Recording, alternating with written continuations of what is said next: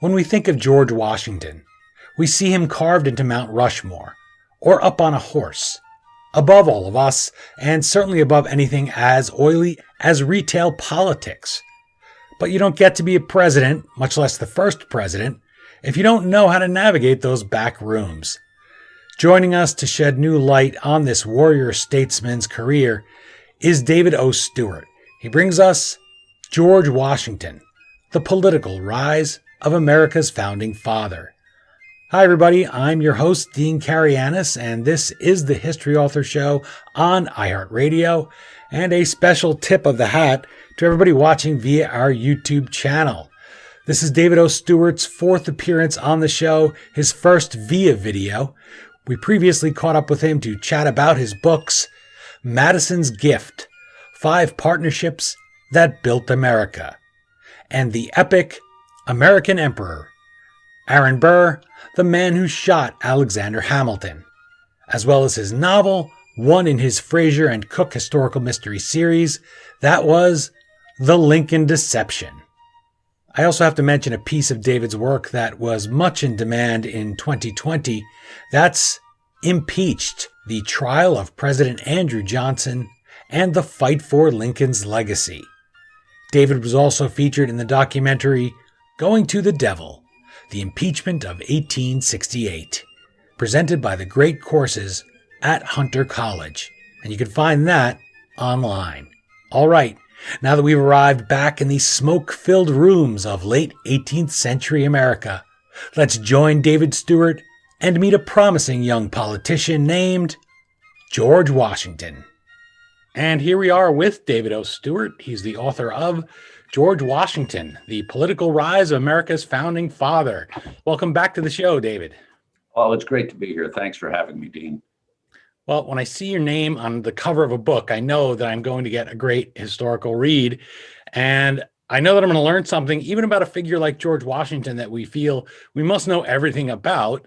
It'll be something new. It'll be something that I didn't think of before, or perspective in the case of your book, because we don't think of him as a politician. And usually if we do think of Washington, we think, well, he must have been great at everything. There are all those apocryphal stories about the guy and how he just never had to try at anything and just was born great. But of course, nobody is born just knowing everything to do. And that's why it jumped out at me when the Wall Street Journal praised George Washington, the political rise of America's founding father, saying that you wrote about the first president's greatness without casting him as a saint. So let's start by you telling the people that are watching and listening how you went about striking that balance for them when they pick up and read the book, and how maybe your previous book, or one of your previous books, Madison's Gift, when you wrote about another towering Revolutionary era figure, how did that help you to do that? So you're giving people the real story and not just reading one of those chop down the cherry trees, never told a lie type things. Yeah, those aren't true. We know that. It's always my goal to present these historical figures as they really were and to humanize them. It's a real challenge with Washington, both because we think we know him, and as you've already suggested, much of what we know isn't true, but also because there was so much to his life. I mean, it was just a big life, and he achieved so much. In his case, well, there's a saying among historical writers and biographers that you write to the silence. You look for the things that people don't talk about, and that he didn't want to talk about. And I think with Washington, you have to look at the things beyond his obviously massive achievements, to his lifelong struggle of what he was going to do with slavery, to his endless anxiety about money, one of his least attractive qualities. He had a ferocious temper, and he struggled to control it, but it got the better of him on occasion. More occasions when he was young than he was old, when he aged. And he could be quite headstrong, which I think is probably the quality he controlled best.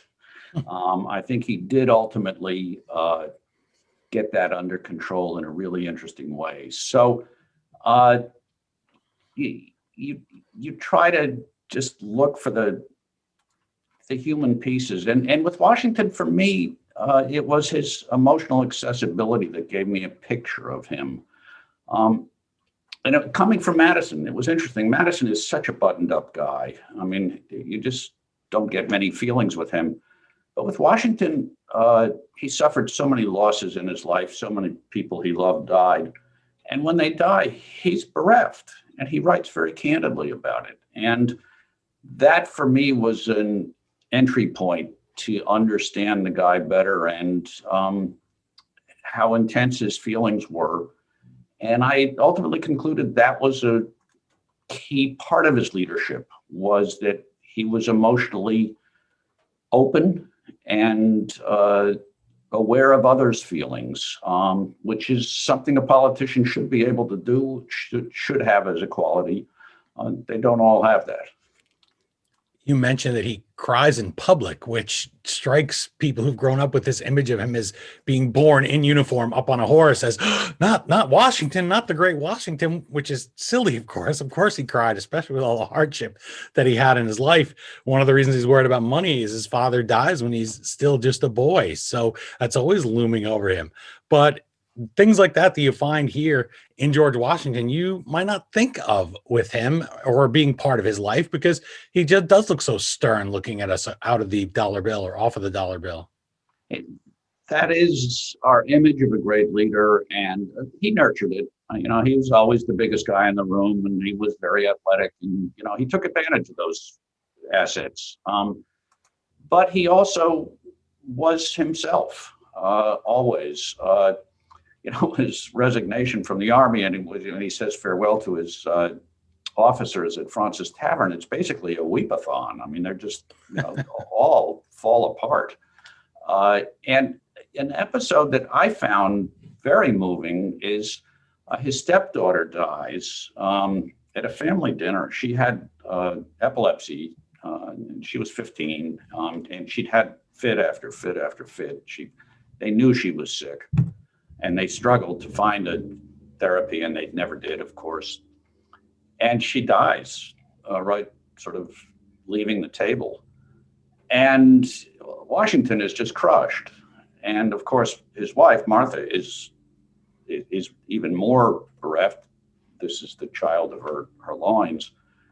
And he changes his life for the next 3 months. And he's maybe the busiest man in Virginia and most of the time, but for those 3 months, he cancels everything. He stops going to things. He stops trying to buy land. He stops trying to fix the Potomac River. He stops all the stuff that he's been filling his life with. And he pays attention to his wife. And he and Martha go riding together, which they never did any other time. Mostly, I think, because he was a great rider and she probably wasn't very good. And, neither has much fun when you have that pairing usually. Yeah. But he knew she was hurting terribly. I think he was hurting too. And that's a period, you get a picture of him as a person, as a human, which we are usually denied. When I interviewed Peter Stark about his book, Young Washington, we talked a lot about the temper that you just mentioned, which is another flaw, which is why a book like yours, like George Washington, or like his book, Young Washington, is so important to get that full picture. Because when we lose our temper a little bit, it's nice to say, well, even a guy that managed to accomplish all Washington did, even he was emotional at times. And even he antagonized his superiors, which we get here in George Washington. He has to learn how to attach himself, especially in those days. You needed a patron, you needed people above you to respect you. It's still much the same today. And so he would send those letters. And it's funny to me to think that we associate that with today, because we could so easily fire off the tweet or the angry email or post on Facebook, my boss, this or that. But Washington does that in an era when it took real effort. And that's why Ben Franklin used to just set those letters aside. Washington doesn't do that.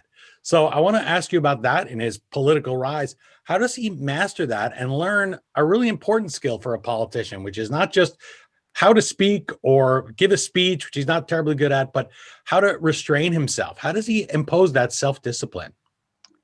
It's a struggle for him.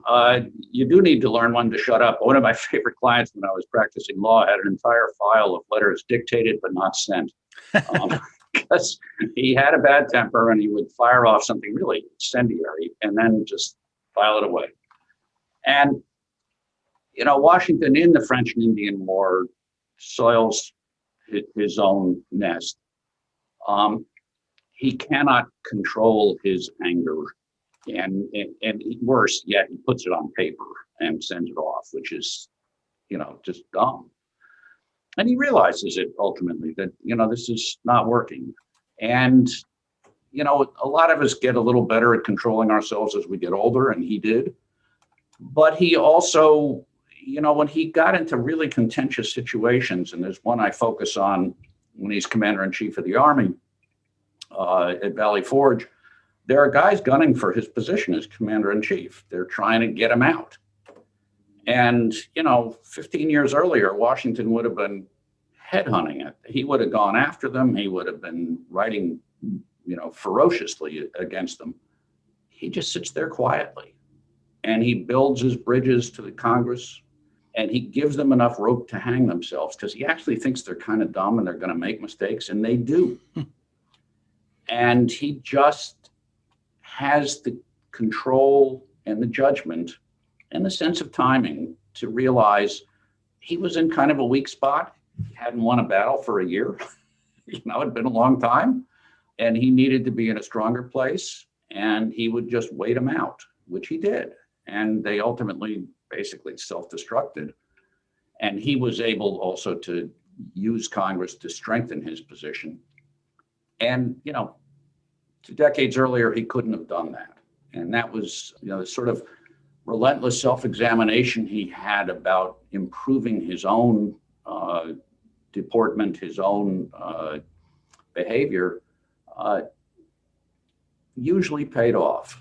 There are episodes in his mature years when he does lose his temper. And I think he certainly regretted it afterwards. But it's who he was. I also had this sneaking suspicion. I didn't put this in the book, but this big guy, and in his era, he was very large. He was 6'2", and he had a lot of physical vitality. Seeing him lose his temper would stick with you, and even see him struggle to control his temper was something you would remember. And you might use that to your advantage. You might, in fact, be able to dominate a situation by showing, boy, I'm just this close to losing it. And that might work. I relate to that a little bit because I'll notice with my wife or with another woman, somebody who'll be small. I shouldn't say with another woman, I just mean another friend woman, but I'll say I can go into a store, I can speak to somebody, and because I'm an inch taller than Washington, I happen to be, but without his athleticism, you could speak to somebody. And if you're very nice, especially in New York City, they think, wow, this guy must be wound really tight because he's just seems to be holding it in.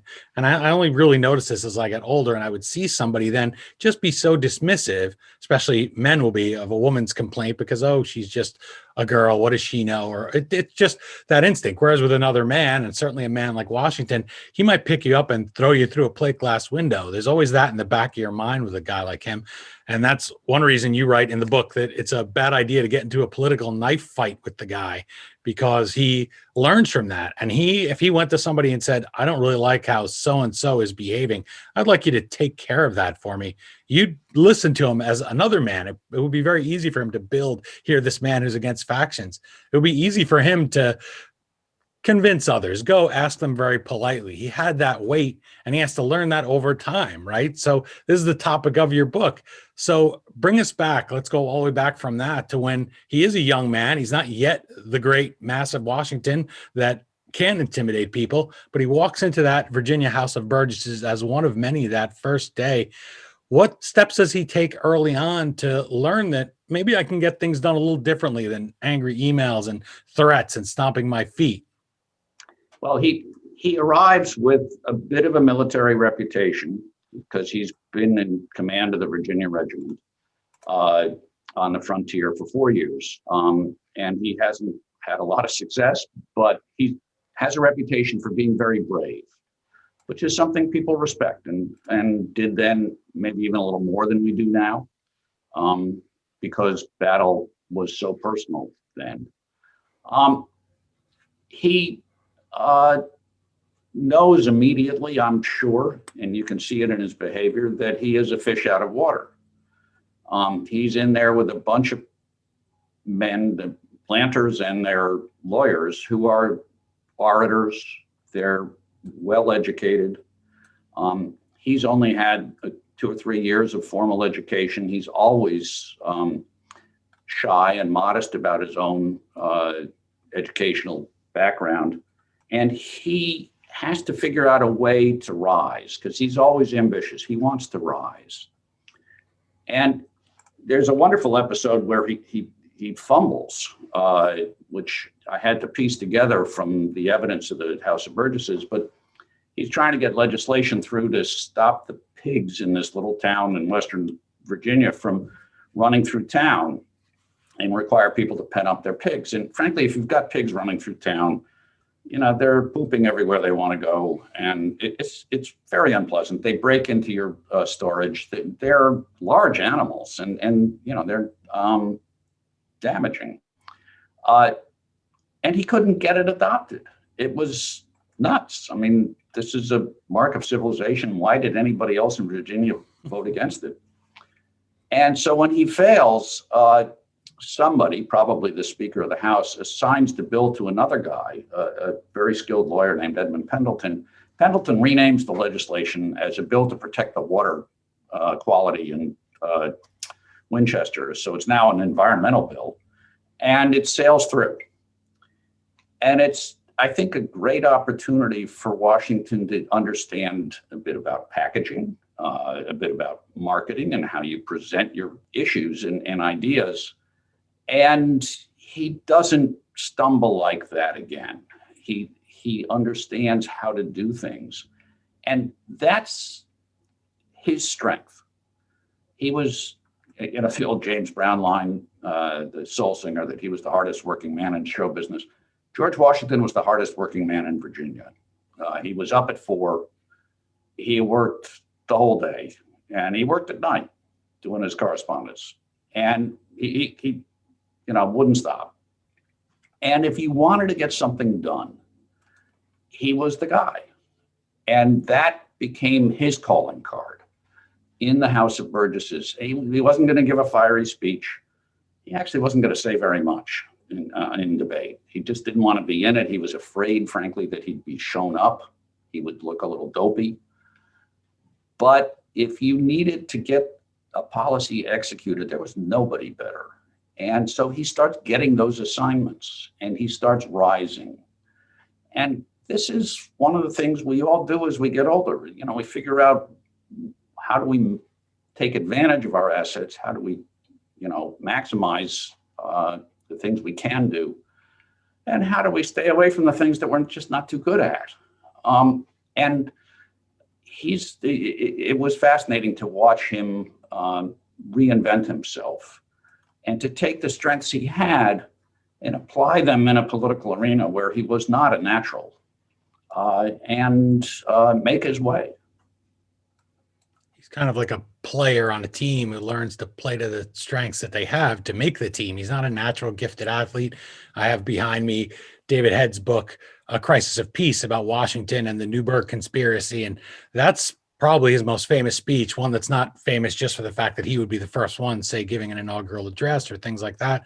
But it's the theater of it. It's not that he's this great orator. People probably assume not just Washington, but anybody who was going to be successful back then had to be able to hold a crowd in thrall. And he doesn't have that. And I think that each of those things helps bring him down, for me, off of that pedestal, so we can relate and understand how He has to use meager talents. He can't just go give a speech and have everybody give him what he wants.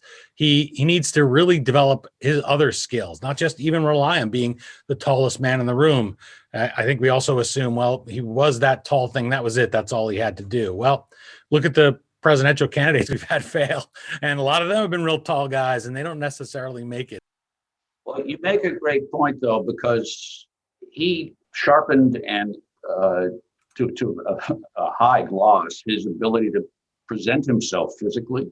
He always wore the best clothes he could find, and was very well turned out. He always loved to go to the play and to see dramas, and he was going to school on how the actors behaved. But he didn't trust himself so much with the words, and so he often made alliances or just drew on people who he thought were really good with words, and he had them write his words for him. So he had partnerships with Edmund Pendleton as a young man, with James Madison, with George Mason, with Hamilton. He always had an eye out for somebody who was good with words and who could give him the words. People enjoy this period and enjoy Washington. I loved when we talked about Madison's Gift, which was our first interview probably 5 years ago now. And you said how somebody writes Washington a letter that they ask Madison to write, and then Washington asks Madison to write back, I believe it was. And so here's Madison having a conversation with himself, because Washington says, well, who better to answer like Jack Donaghy, if you watch 30 Rock? I'm going to negotiate with myself. So this is you can't lose. Now, as the Revolutionary War is coming, that's a time that I imagine would be just fraught with political dangers. You are being pulled and pushed in all different directions. I know in the war itself, Washington expresses frustration with my native New Jersey. He says, we don't know what to do. We come through town, they cheer us. The British come through, they cheer them. He has so many things to worry about beforehand. So how does he navigate those politics, not during the war itself, which we'll get to, but as discontent with British rule grows? How does he decide, put the finger in the air in a good sense, which way the winds are going to blow? You know, that's a very interesting part of the story to me, because there's sort of three waves of resistance to the British policies. There's the Stamp Act in 1765, and Washington sort of sits that out. He doesn't seem to have caught the fever to oppose the British. It comes back with the Townshend Acts just a couple of years later, which are more taxes on the colonies. And then he starts getting agitated and unhappy with the British policies. And what was interesting to me was he really took a hardline position from the start. He was very aggressive about, we should not allow the British to control our lives. We should not pay taxes that we have not adopted. And he is, for 6 years, he's basically intractable on the subject. He's very strong and aggressive, and it's not how we think of him. We think of him as a guy who sits above the fray, sort of calls balls and strikes, and then finds his own way. But at that moment in time, he was kind of the leader of the radical wing. We don't ever think of him that way, but he was a guy who wanted really to take an implacable position, and he did. And I think because events came to him, and we should give him credit for understanding that that's where Americans were going to end up. He was well positioned to step forth as a leader against the British because he'd always been there. He was no Johnny-come-lately in opposing the British. He had opposed them all along. It's cool. It's kind of like an only Nixon can go to China thing. Only he has the communist bona fides the time to say, well, we can go and expand the playing field and go over to China and try to make peace with them in the war. Nobody could question Washington that he was weak or call him soft. I'm sure that they tried, but I like that about him, that we can see him here when he's using his skills and his record. He served with them, and then he says, who better to go and lead the country or lead the new nation against them? If Washington is done with them, then imagine what we should be feeling. That's leadership, and that's politics. Yeah, I mean, he's got feelings about the British from the French and Indian War. He felt They had not recognized his qualities. He'd had a lot of conflict with them. Um, he had a terrible struggle with the British merchants who supplied his plantation, and he absolutely hated them. So he was not a man who enjoyed being in a subordinate position, and the British viewed him that way. And we can psychoanalyze whether that was a factor too. I suspect it was, but I think it was also very much, he thought that the liberties that the colonists enjoyed should not be lost. And that was very important to him. You're enjoying my conversation with David O. Stewart. He's the author of George Washington, The Political Rise of America's Founding Father. Remember to visit him at davidostewart.com. Remember also, if you've noticed, I'm using my Great Courses mug here. They were kind enough to give me during that event. And this is for Going to the Devil. You can find that online. That was so interesting, so well produced and well done. And I'm not just saying that because they gave me a mug. I really mean it. That was really a lot of fun and a whole different era from this that you went and did, because you did write that book, Impeached, which we'll have to get together and talk about. We seem to have an impeachment season now. I don't know if that's waned, but unfortunately we seem to be having them every 20 years or so, or every 12 months or so. It'd be good if it was over. Yeah. Pulitzer Prize winner John Meacham writes of George Washington, at a time when politics seems beyond redemption, Stewart's book is a welcomed reminder of the possibilities, however imperfect, of the public arena. That follows perfectly after what you just said there about let's hope that the seasons of impeachment are over. Because one of the reasons we read history is to learn from it. And we should learn the lessons from Andrew Johnson, should learn the lessons from Washington, two polar opposites in the arena. Washington, when he first walks into the presidency, he has all this experience in his life. He talks about how he feels that every step he lays down is on untrodden ground, and he's very conscious that posterity will be following him. As I thought of that, and as I read George Washington, your book, I thought, what tools did he lay down, or what parameters did he lay down early on to try to ensure as best he could that those presidents who followed after him would stay on the political path he laid down, because he had these experiences and he wanted them and the nation to succeed? It's something we really need to keep an eye on with Washington and kind of hold his standard up against his successors.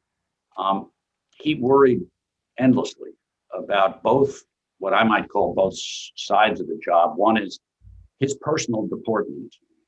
How was he going to behave in a way that inspired respect, even if people disagreed with him, that was effective, and walked a line.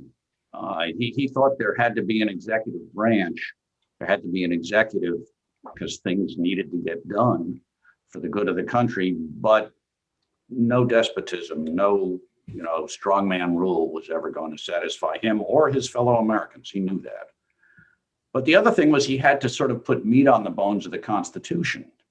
And those are different things. The Constitution is not all that specific about some things, and frankly, about some things it's kind of unclear. And he had to find his way through it. So on the private side, he had to figure out, how would he interact with other Americans? He decided he would not go to dinner at other people's houses, that would look like favoritism, and that he would have people in, and he had these weekly receptions, which everybody hated, including him, because they were so starchy and formal, and nobody was comfortable. And I think they didn't serve liquor, which was probably part of the problem. And, he would wear his sword, which, this big guy's walking around with a sword that just doesn't feel like a party. And finally, Martha started doing weekly, more casual ones, and Washington would leave his sword at home, and they were for the ladies too, and those worked better. But he also would walk the streets, with a couple of aides for company, frankly, also probably for a little security. He would ride through town without an armed guard. He was a citizen, and he presented himself as a citizen, and that he thought was very important. He always was a pretty modest guy personally. I mean, he rode into town, the cannons would fire, the bells would ring, church bells would peal, and they'd present petitions and proclamations, and he it didn't turn his head. He'd just sort of sit through it and then try to do what he came to town to do. On the constitutional side, I'll just cite one thing, which was the problem with treaty making. The Constitution says that the president shall make treaties with the advice and consent of the Senate. And he sort of read that and thought, well, I guess I should go talk to the Senate before we go negotiate with these Indian tribes, which was a very important negotiation for the southern part of the country. And he got there, and it was a mess. I mean, the senators were sort of caught flat-footed. He hadn't warned them, which was a mistake. And he had all these questions he wanted them to answer, and they basically said, well, we can't answer them like this. We need to debate them and figure out what we think. Washington was a cut and dried guy, a natural executive. He wasn't there for debate. He was there for, get their advice and consent. And he leaves in a bit of a temper. He didn't lose it, but everybody knew he was unhappy. And he comes back a few days later and he sits through a debate. And then as he leaves, he says, well, I'm never coming back here again, which is exactly the right response. It turns out this advice and consent notion, which sounded good in the Constitutional Convention, was impractical. It just, a body of 20, it was then 26 people, but now it's 100. Imagine them sitting around and deciding what to do. So what Washington decided was, okay, I'll negotiate the treaty and then the Senate can decide whether they want to accept it or not. And he consulted with individual senators he thought would have something to offer. And that's what we've done ever since. And so there were repeated instances of this sort of thing where he had to figure out, well, the Constitution says this, but does it really work very well? And, what's a better way to manage it without violating the Constitution? So it was a big challenge. And we were fortunate we had a thoughtful, careful guy picking his way through that minefield. Even something that you would think would be simple, like what to call the president, they had to answer those questions. And it's John Adams, right, who has that long, crazy title that His Excellency, blah, blah, blah, blah, blah. And he says, no, that's not going to work practically. And as for the U.S. Senate, that's something I discussed recently with Lindsay M. Chervinsky. Dr. Chervinsky and I talked about her book, which is The Cabinet, George Washington and the Creation of an American Institution. That's the same thing. Washington creates the same genesis. Washington creates the cabinet because he doesn't want to sit there with the Senate for every little thing. He needs some advisors who can help him, and also he can bounce ideas back and forth with. He can get some of those people, as you just mentioned, that have opposing points of view and pit them against each other, and he can just sit back, listen, and that worked much more efficiently. So I asked Dr. Chervinsky what she would ask you here about Washington as the politician. And she said the two of you spoke about Washington's mistakes, and he did make them. He was definitely human, not carved on Mount Rushmore. So when he's sitting there in retirement at Mount Vernon, what were his biggest regrets? What were the mistakes he looked back on? And he said, far from just collecting the laurels, he was thinking, I should have done that differently. I got to say, one of Washington's maybe not totally attractive qualities was he wasn't good about admitting mistakes. It was not something he sat around doing. Even as a military commander, there was no question he made some real mistakes there. And you never find him writing to Congress saying, well, we screwed up here. It's always, well, that went reasonably well and not as well as we'd hoped, and we're going to move on over here. There's no question in my mind, though, that in retirement, the issue that aided him, and he only had 2.5 years or so of retirement, or under 3 years, was slavery, because he'd had his whole life surrounded by slaves. Until the war, the Revolutionary War, there's no evidence really that it bothered him. it's sort of awful to say that, but there's nothing written, nothing reported. The war seems to change his attitude. I think partly because there were black soldiers, freed blacks, some slaves who fought on terms that were to give them their freedom. And he had to recognize their amazing sacrifice for his liberty. And I think also he was hanging out with some anti-slavery people. You didn't get a lot of them in Virginia, but there he's got Hamilton in his office. He's got Lafayette, who's passionate on the subject and who has a great connection to him. So he resolves then to become a good slave owner. And, he won't break up families. He won't buy any more slaves. And he discovers quickly that there is no such thing as a good slave owner. He's a guy who wants the work done. And, enslaved people don't want to work. And there's really nothing in it for them. So they applied what we would call whipping or corporal punishment. They called it correction. If he didn't have the kind of labor he needed for a job, some of the time the only person he could get was an enslaved person. So he would buy that person, even though he said he wasn't going to do it. And, if his self-interest collided with his goal of getting out of slave owning, his self-interest could prevail.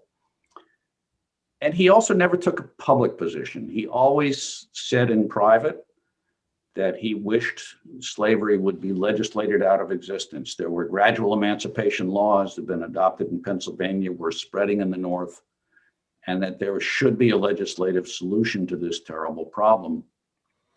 And he said it in conversation, but he never said it publicly, which was a failing.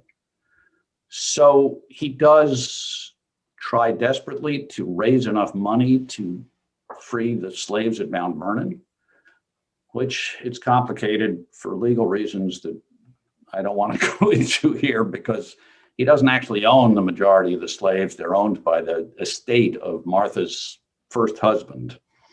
And so Washington essentially has to buy them and then emancipate them. And they're expensive. He's got a legal obligation to pay the correct value for them, and he can't raise the money. And he tries. He tries to sell a lot of land he's acquired over the years, and he can't find buyers. So he finally kind of pretty much throws in the towel on that and resolves to free the slaves he owns personally, and it's over 100 human beings, through his will, and he does, in very firm, aggressive terms. And it's left to Martha, frankly, to clean that up and make it happen, and she does. And Washington leaves a lot of money to look after them, the older enslaved people, so they are looked after beyond when they can work. And so the younger ones are instructed.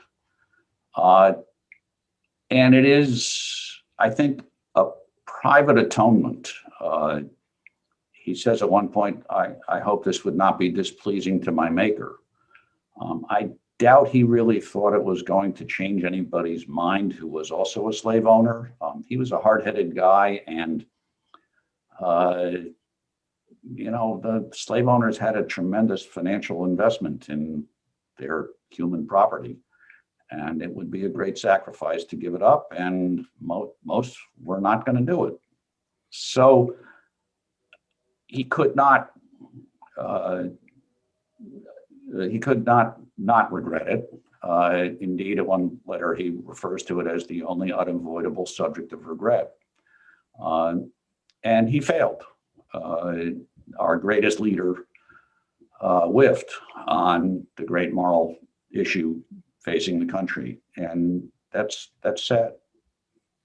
Similar to Madison, when we talked about Madison's gift, you said that his friend is imploring him and saying, hey, I bought this land. I think was it out in Wisconsin? Bought land somewhere. Illinois. Okay. And so bought this land and said, I'm freeing you. You can do this. You can do this. And instead, It's not quite as bad as Jefferson, who I've heard it said that he had a chance, free the slaves or buy more wine, and he chose to buy more wine. These guys are always struggling. They couldn't go and write a book and get a massive book deal, all of them. Washington probably wouldn't have wanted to anyway. Heck, he burns his papers. He could have set Martha up nicely by just letting his letters be published, and he didn't do it. So they didn't always have the means to do it. And I think it's important to realize how complicated it was, because then when we look at people who did do the right thing, we can really admire it. Like Ulysses S. Grant, he was given sort of similar in situation to Martha Washington, given an enslaved man. And boy, was he poor. He was the poorest man to ever go through real poverty as an adult that became president. And he frees that fellow. And he could have sold him, and he could have, it's like a house. If someone gave you a house and you were morally opposed, would you really just give that house away because it was repugnant to you? That's not the moral equivalence, but the price equivalent would be just giving that away. And Washington wasn't going to shutter Mount Vernon to do it. And it would have been great if he did. And imagine all the problems that we would have solved if, as they say, the Constitution and the nation wasn't silent on that question of slavery. It is our original sin. He knew it was a crime. And, all of them, with Madison and Jefferson, they had descendants they were worried about providing for. Washington was freed of that, which gave him more leeway to free his own slaves. And he knew Martha would be taken care of. He had a better financial situation than the others, which allowed him to make this gesture. There were Virginians, the Carters, one of the Randolphs, who freed a lot of the slaves, all of their enslaved people, but they were large numbers. But it was, a very small proportion of the enslaved people in the country. We mentioned him dealing with the First and Second Continental Congresses when he's at Valley Forge, for instance, and he's under fire. How does he use his politics in that case, or his political skills that he's been developing? I picture him like Winston Churchill saying every step he'd taken before, speaking of historic steps, was all preparation for that moment he got called to be prime minister in Britain's darkest hour. So how does Washington apply what he's learned in all those years to not just keeping the army together, but convincing the Continental Congress to do what he wants and to not let the army and the cause of liberty just dissolve there in the snow? He has to do two things at once. He not only has to rehabilitate the army, which is in terrible shape, and their supply system is completely seized up and broken down, but he also has to parry this conspiracy that is trying to move him out as commander-in-chief, and preserve his own position, which is a challenge. And, he's a savvy operator. He understands who has the power. He has a lot of power. He's commander-in-chief, but the ultimate power is in Congress. And he always recognized that. He embraced civilian control of the army, of the military, a tremendous tradition for us as a nation.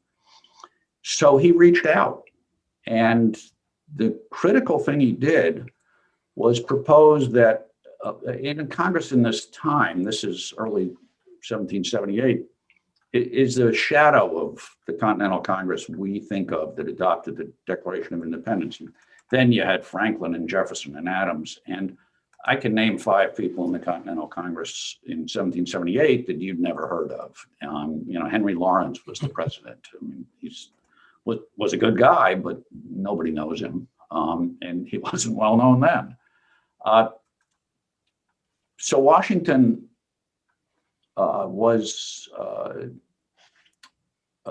petitioned them to send a committee to Valley Forge, both so he could work with them directly and influence them directly, which he was always going to be more effective face to face, and he knew he could be, in explaining what he needed, the changes that needed to be made in the army. And also so they could see how bad a shape the army was in. with their own eyes, which was terribly important. They were terribly moved by the sufferings of the soldiers, which, you'd have to be a stone not to be. And he was able, through that device, to get the support he needed. He got us 6 members of Congress to be there. This is a time when Congress often had only 15 or 16 members present.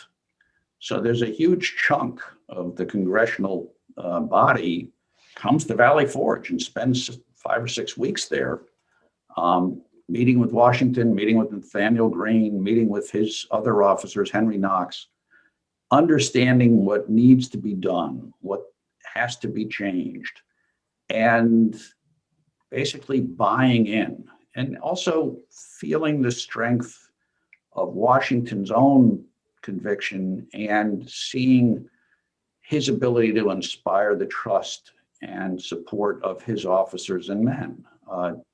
It's an impressive period. I mean, the suffering is horrible, but Washington rides through that camp every day, and he sees things that need to be fixed, and he makes sure they're fixed. He cares, and he shows that he cares, and it is one quality of leadership. It's how he ran Mount Vernon. If you're the man in charge, you're the man in charge. You got to take care of things. And that, I think, helped reinforce his position. So when this cabal that is trying to move him out missteps, nobody minds. They're just flushed away.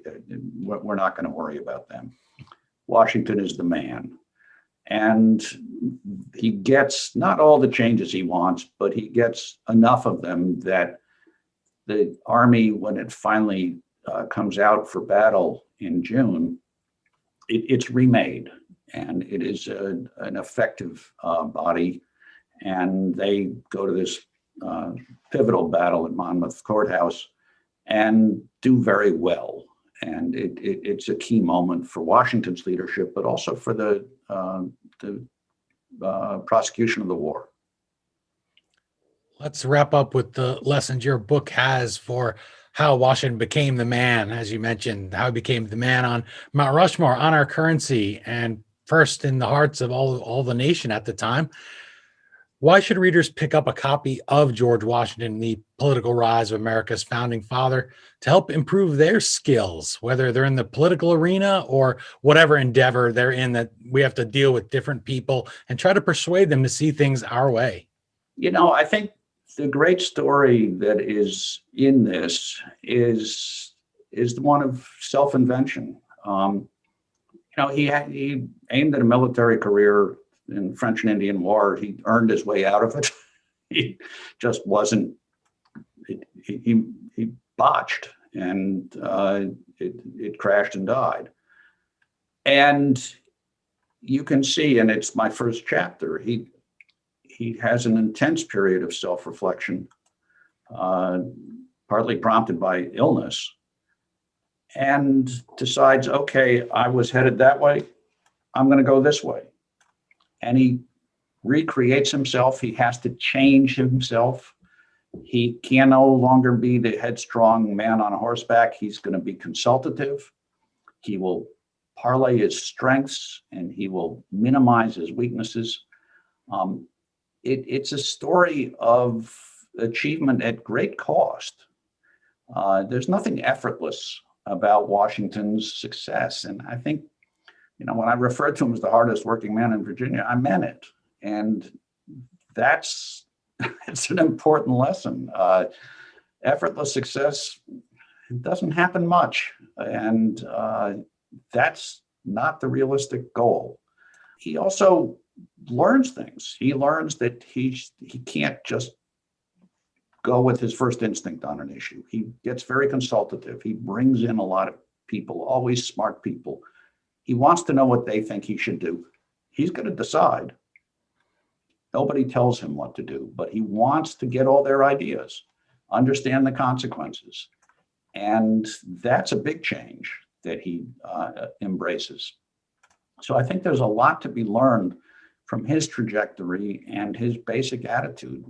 He cared greatly that he be well regarded in the world and that he'd be successful in assisting this experiment in self-government. That meant the world to him. And he had to acquire the skills to make that happen. So that I think it's a remarkable story. It is indeed a remarkable story. David O. Stewart, thank you for sharing it with us today. The book called George Washington, about the man and the politician named George Washington. I really appreciate you spending another afternoon with me, another couple hours here to do this interview and discuss this fine fellow. If people are looking for a historic book, if they're looking for something different about the Revolutionary War, I encourage you, go pick up any of David O. Stewart's books, because these are not just what we all just assume we absorb from the ether. We think we know a guy like Washington or Madison well enough. I can guarantee you we do not. They still have much more to teach us here in David O. Stewart's books. I wish you the best of luck with George Washington, the book, and thank you again for your time today. Thanks, Steve. It's been fun. Again, the book is George Washington, The Political Rise of America's Founding Father. As always, you can find the Amazon link to purchase your copy at thehistoryauthor.com page for this episode. By buying the book through us, you help keep the flux capacitor on our time machine humming like usual. I have to thank David O. Stewart just as much for his fourth appearance on the show as I did when he shared his wisdom that very first time about his book Madison's Gift. It's not easy to go back to these figures who've been written about so much and find new things they have to say to us, but David O. Stewart always does it.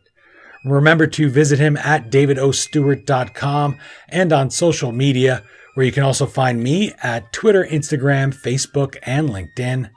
Plus, there's that new YouTube channel, so if you enjoyed watching this conversation there, please do subscribe for more trips in the Wayback Machine.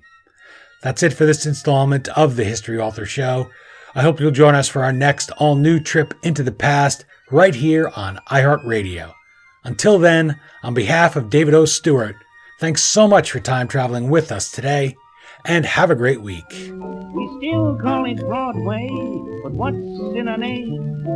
Take it from Georgie, it isn't the same. On the east side, west side, things ain't like before. There are tears in the eyes of the regular guys. Oh, New York ain't New York anymore.